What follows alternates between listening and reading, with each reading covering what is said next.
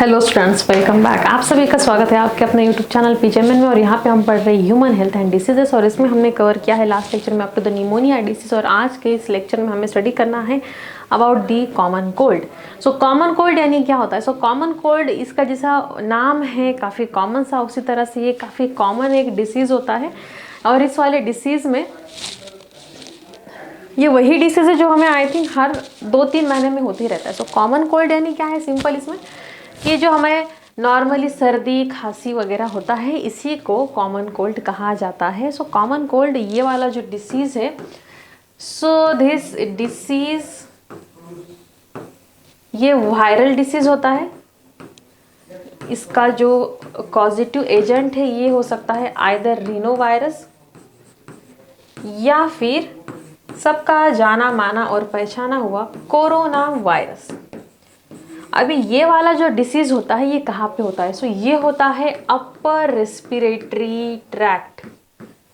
Upper respiratory tract यानी कि नाक और ये जो लंग्स है हमारे, इनका ये ऊपरी हिस्से में होता है। ये इतना मतलब इंटरनली नहीं होता। सो अपर रेस्पिरेटरी ट्रैक्ट इतने वाले पोर्शन में ही होता है ये वाला इन्फेक्शन। सो ये होता है वायरल, यानी वायरस इसको कॉज करता है, जिसमें आता है रीनो वायरस या फिर कोरोना वायरस। अभी क्या क्या होता है इस कॉमन कोल्ड में? सो सिंपल होता है खांसी है, खांसी, कफ, सोर थ्रोट यानी गले में हिचकिच, then running nose and fever यानी नाक से कंटिन्यूसली पानी जाना या फिर फीवर रहना, देन नेजल कंजेशन हो जाता है यानी नाक बंद हो जाती है, देन स्नीजिंग होती है, काफ़ी ज़्यादा छींकें आने लगती है, देन कंजक्टिवाइटिस भी हो सकता है यानी ये हमारे आंखों तक भी जा सकता है। और कंजक्टिवाइटिस यानी हमारे आंखों में एक इन्फेक्शन होता है, कंजक्टिवा का inflammation which is the conjunctivitis, या फिर इसमें आंखें लाल हो जाती है। मसल्स में पेन होता है, हमें टायर्डनेस यानी फटीग महसूस होता है, हेडेक होता है यानी हमारे सर में दर्द रहता है, भूख नहीं लगती, that is loss of appetite. So ये सब इसके साइन एंड सिम्टम है।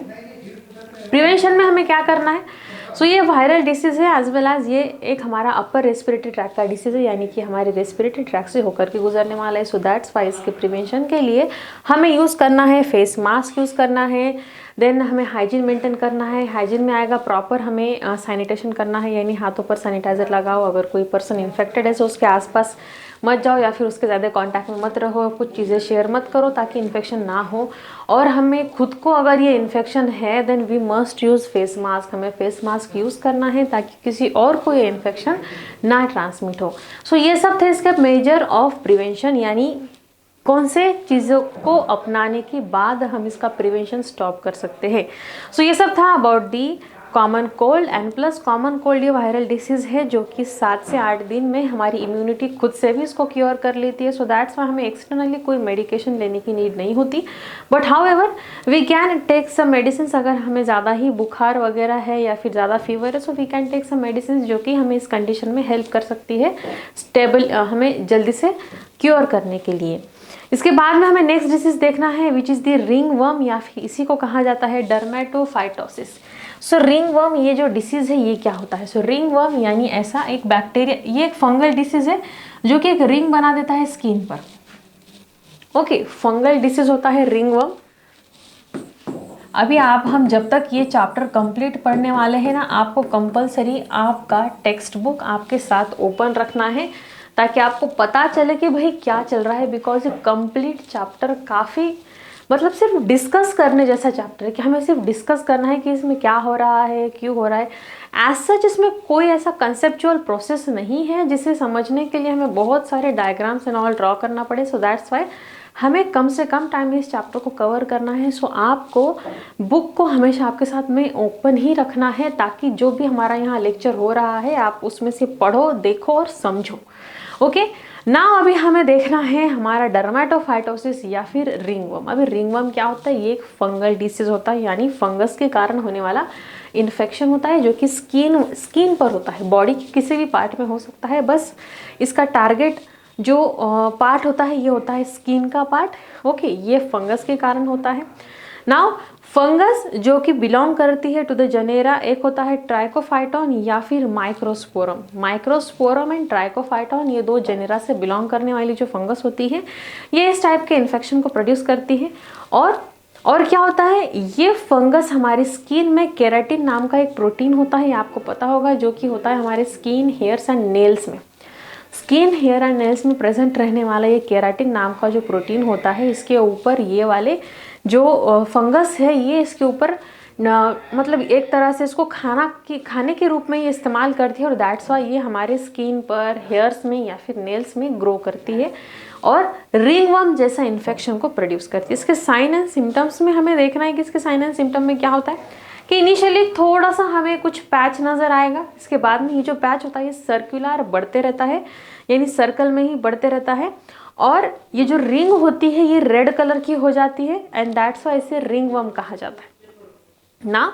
और इसमें क्या होता है, ये जो स्किन होती है जहाँ पे इन्फेक्शन हुआ होता है वो वाली स्किन ड्राई हो जाती है, यानी सूखी रूखी सूखी सी हो जाती है, स्केली हो जाती है। स्केली यानी जिस तरह से आप लोगों ने फिश के स्केल्स देखे होंगे, या स्किन के ऊपर थोड़ा सा काफ़ी हार्ड टाइप की स्किन हो जाती है, स्केल्स नज़र आते हैं इस तरह के, जैसे जिस तरह से छिपकली की स्किन होती है स्केली, उस टाइप की स्किन नज़र आती है, स्केली लेजेंड्स हो जाते हैं।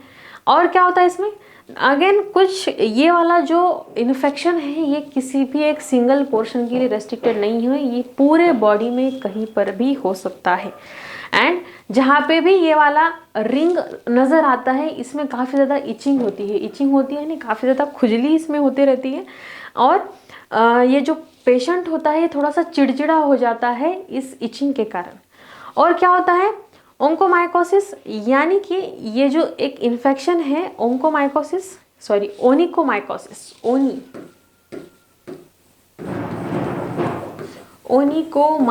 अभी ये जो माइकोसिस होता है इसका मीनिंग होता है फंगल इन्फेक्शन, ओनिको का मीनिंग होता है नेल्स यानी हमारे नाखून।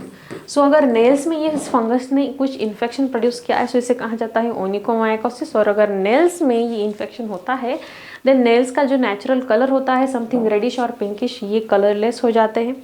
प्लस कोई स्पेसिफिक इसमें थिकनेस नहीं रहती, या फिर एक जो टेक्सचर होता है सभी का अपना अपना नेल्स का ये टेक्सचर नहीं रहता है इस नेल में, और आड़े टेढ़े से नेल हो जाते हैं, सिंपल हम हमारी भाषा में कहें तो, जिसे आपको बुक में कहा गया है कि डिसफिगर्ड हो जाते हैं।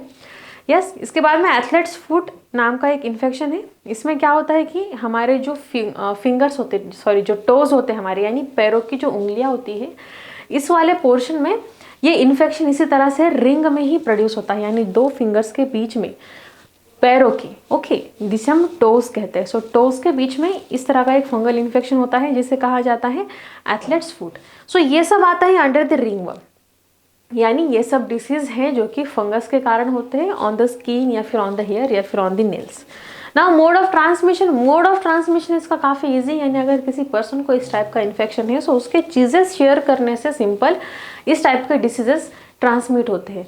सो अगर किसी के पर्सनल चीज़ों को शेयर करने से इस तरह के डिसीजेस हो रहे हैं, सो इस तरह के डिसीजेस को प्रिवेंट करने के लिए हमें शेयरिंग अवॉइड करना है, यानी किसी और के कपड़े पहनना, किसी और का हेयर कॉम यानी जो कंघी होती है इसको यूज़ करना, या फिर गंदे नेल्स रखना किसी और के, या फिर किसी और के साथ ज़्यादा कांटेक्ट में आना जिसको इस तरह का इन्फेक्शन है, या फिर पर्सनलाइज होना, ये सब चीज़ें हमें अवॉइड करना है to prevent such kind of infection. अभी डायग्नोसिस एंड ट्रीटमेंट के लिए इसका सिंपल फिजिकल एग्जामिनेशन किया जाता है, जो हमारे डर्मेटोलॉजिस्ट होते हैं या फिर जो स्किन स्पेशलिस्ट होते हैं, ये सिंपल स्किन को एग्जामाइन करके पता लगा सकते हैं कि इसे रिंगवर्म या फिर कोई और इन्फेक्शन है या फिर जो फंगल इन्फेक्शन है वो। और टॉपिकल प्रिपरेशंस प्लस हमें ओरल प्रिपरेशन दिए जाते हैं। टॉपिकल प्रिपरेशन यानी जो इफेक्टिव एरिया है जहाँ पे इन्फेक्शन हुआ है उसके ऊपर अप्लाई करने के लिए कुछ क्रीम, लोशन, स्प्रे या फिर पाउडर्स दिए जाते हैं, एज वेल एज कुछ ओरल ट्रीटमेंट यानी कि ओरल रूट से भी कुछ मेडिसिन दी जाती है। सो ये है इसका डायग्नोसिस एंड ट्रीटमेंट। और ट्रीटमेंट की जब बात आती है तो इसमें ट्रीटमेंट में कौन से ड्रग्स या फिर कौन से मेडिसिन यूज़ होती है। सो इसमें यूज़ होती है some anti fungal preparations like fluconazole, itraconazole, nystatin, clindamycin, इस टाइप के कुछ एंटी फंगल एजेंट्स को यूज़ किया जाता है to prevent such kind of diseases. अभी यहाँ पे आपको एक बुक में डायग्राम दिया है रिंगवर्म का, इसमें एक सिंपल रिंगवर्म का लेजन आपको यहाँ पे दिखाई देगा, आपने अगर बुक में अच्छे से डायग्राम देखा तो। और इस वाले लेजन में अगर हम माइक्रोस्कोपिकली एग्जामाइन करते हैं सो फंगस कैसे दिखता है, सो इस फंगस का भी डायग्राम इस साइड में दिया हुआ है। सो नाउ आई होप समझ में आएगा आपको अबाउट दिस रिंगवर्म या फिर dermatophytosis. So prevention and control में आपको याद रखना है कि पर्सनल चीज़ों को शेयर नहीं करना है, हमारी पर्सनल हाइजीन को मेंटेन करना है। Then washing hand is always a very good method of hygiene plus हम जो भी हमारे कपड़े वॉश करते हैं सो इसे भी हॉट वाटर में या फिर कुछ इस तरह के सोप या फिर कुछ लिक्विड्स को यूज़ करना है, लाइक एंटीसेप्टिक वगैरह, जैसे जनरली हम डेटॉल वगैरह को यूज़ करते हैं। सो ऐसे कुछ मेडिसिन को या फिर एंटीसेप्टिक प्रिपरेशंस को यूज़ करना है to avoid such kind of fungal infection, because fungal infection काफ़ी ज़्यादा इरिटेटिंग होते हैं और इनका ट्रीटमेंट भी प्रॉपर नहीं हो पाता या फिर काफ़ी ज़्यादा समय लगता है इनके ट्रीटमेंट के लिए। सो आई होप कि यहाँ तक आपको समझ में आएगा। मिलते हैं नेक्स्ट लेक्चर में, फिर हम डिस्कस करेंगे अबाउट द डेंगू एंड और कुछ बचे हुए डिसीजेस। तब तक के लिए टेक केयर।